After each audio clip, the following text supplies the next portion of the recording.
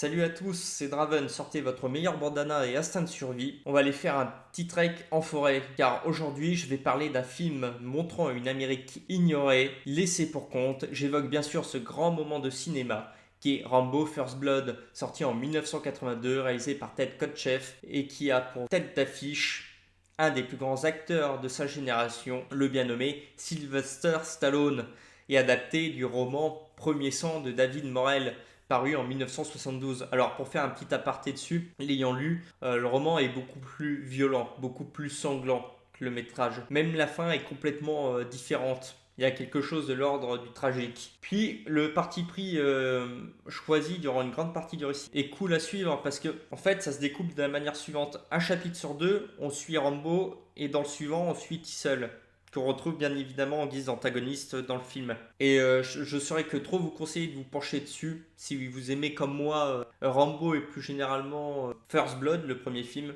Et on y retrouve, comme son adaptation cinématographique, la thématique de la réinsertion difficile des vétérans ayant fait la guerre du Vietnam et étant traités presque comme des criminels par un pays moralisateur sous couvert d'une bien-pensance hippie critiquant négativement tous ces anciens soldats. Alors je reviens au film, Rambo, de quoi est-ce que ça parle, vous allez me dire? Eh bien l'histoire commence comme ceci. John Rambo, ancien béret vert, vagabonde de ville en ville, errant dans des États-Unis qu'il ne reconnaît plus depuis son retour au pays, sans but.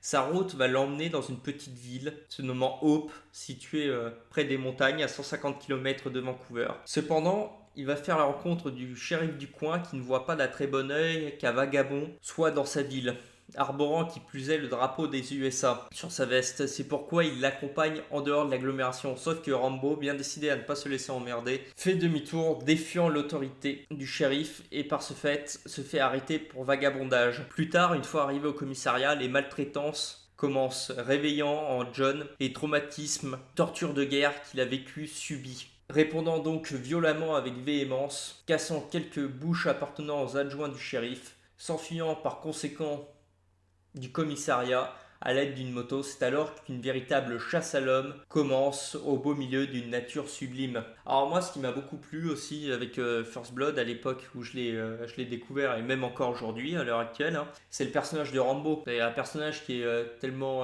riche, j'y reviendrai plus tard. C'est devenu quelque chose d'iconique, Rambo. On demande à n'importe qui dans la rue, il connaît Rambo, même de nom, il a l'image du soldat avec le bandana, quoi. Et pourtant, on a trop tendance à oublier que Sly n'était pas le premier choix hein, pour interpréter le soldat brisé.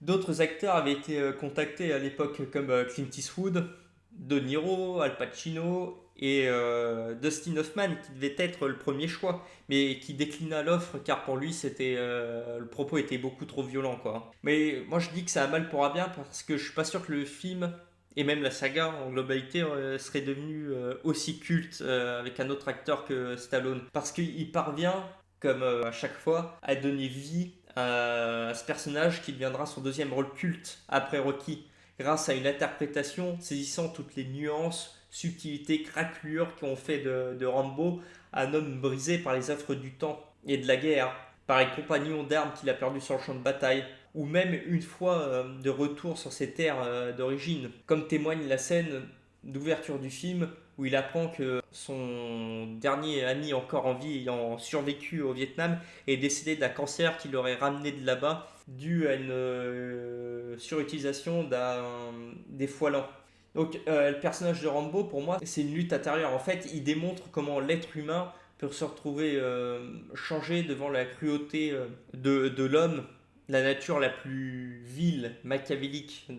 C'est ça qui est intéressant, c'est qu'en fait, c'est une lutte constante, c'est une lutte intérieure, Rambo. Il s'efforce de rester bon pour rester sur le droit chemin, seulement le problème c'est qu'il atteint son point de rupture à partir du moment où Tissel et ses hommes le maltraitent. Ce groupe de personnages-là, pour moi, c'est la personnification même de l'Amérique lâche, condamnant avec fermeté les citoyens s'étant battus pour défendre les intérêts de leur pays, bien que ce n'était pas leur guerre. D'ailleurs, une analogie s'établit entre Rambo et la figure d'autorité Kitty Seul pour moi, puisque le shérif est lui aussi un ancien combattant de la guerre de Corée.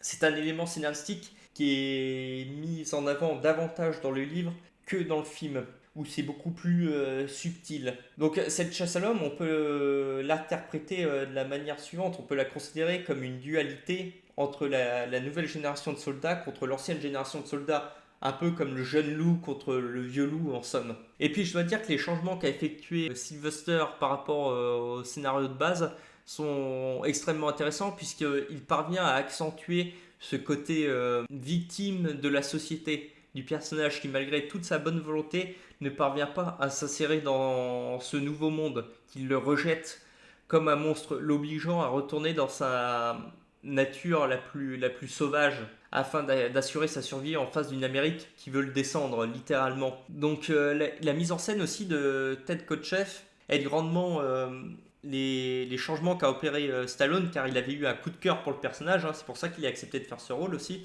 Kotcheff offre de grands moments de bravoure où il opte pour des plans de caméra très intimistes par moments où on sent la solitude de Rambo, mais qui sont à la fois très spacieux afin de nous faire profiter d'une nature luxuriante en fait qui est préservée de la folie humaine, abritant donc Rambo à travers sa grandeur, devenant une zone hostile envers tout autre humain pénétrant en ces lieux, servant de terrain de jeu pour la bête qu'est Rambo défendant alors son territoire. Ici, c'est lui qui fait la loi. J'ai oublié de mentionner un autre personnage essentiel qui symbolise le peu de lumière qu'il reste dans cette Amérique divisée, le personnage de Trotman, mentor de notre héros de guerre, qui va tout faire pour sauver Rambo avant qu'il ne commette l'irréparable. Rambo a du respect pour cet homme qui l'a formé. Par bien des aspects, on peut affirmer, pour moi, hein, c'est mon interprétation, que Trotman, il représente la figure paternelle veillant sur son fils. De mon point de vue, c'est fortement appuyé d'un moment où il l'appelle Johnny au lieu de John.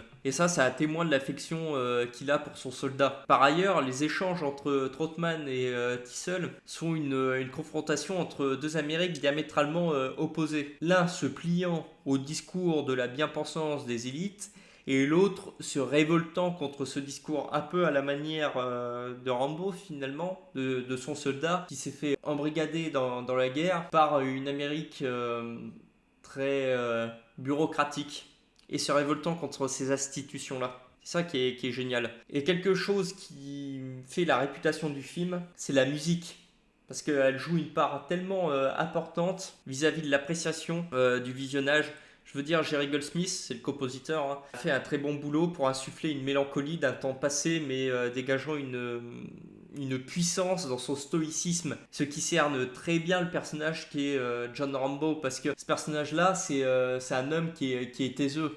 En fait, c'est plus un homme d'action, un homme d'acte plutôt que de parole. Et pour ceux qui ne connaissent pas le travail qu'il a fait sur Rambo, je vous recommande absolument d'écouter It's a Long Road. Et vous allez rejoindre immédiatement mon raisonnement, je pense. Donc pour moi, Rambo, First Blood, c'est une dénonciation envers une Amérique très bureaucratique, ne mettant jamais les mains dans le cambouis. De plus, le film met sur la table les troubles de type post-stress, post-traumatique des soldats, des séquelles laissées à vie par les gens s'entre-déchirant.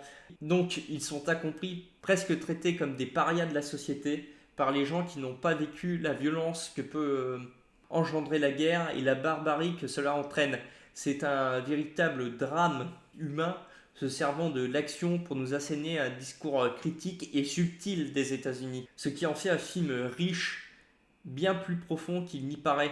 Comme toujours avec Stallone, n'en déplaise au pisse-froid n'ayant jamais compris les œuvres de Sly, car finalement, Rambo c'est un homme fragilisé par la guerre dans son mental, mais doté de capacités d'adaptation en situation de guerre hors normes. On le voit par exemple lors de la scène où les flics et tout le chassent à travers la forêt, qui se prennent un à un des pièges qu'il a dû apprendre à faire lors de la guerre.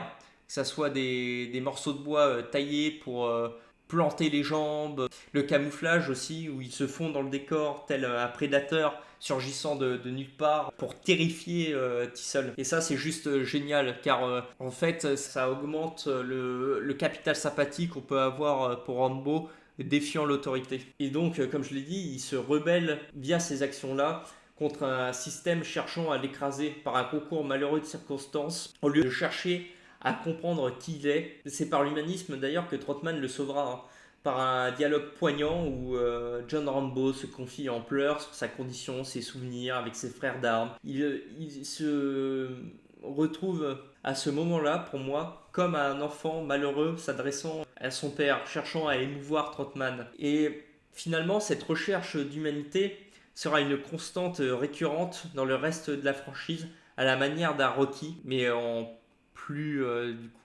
pessimiste, je dirais. On y voit le parcours d'un homme cherchant désespérément une vie de calme et de repos, de quiétude, mais il est toujours rappelé à son passé de soldat. Chasser le naturel, il revient au galop. En résumé, Rambo est un film riche, démontrant tout le talent d'acting de Stallone, bien loin du cliché qu'on lui affiblera par la suite d'un acteur cantonné au rôle d'action bête et méchant. Rambo, c'est une réflexion sur la guerre, sur ce que ça fait aux hommes et comment ces soldats sont perçus au vu du contexte de l'époque par la société américaine. C'est par cette conclusion que cette vidéo se termine.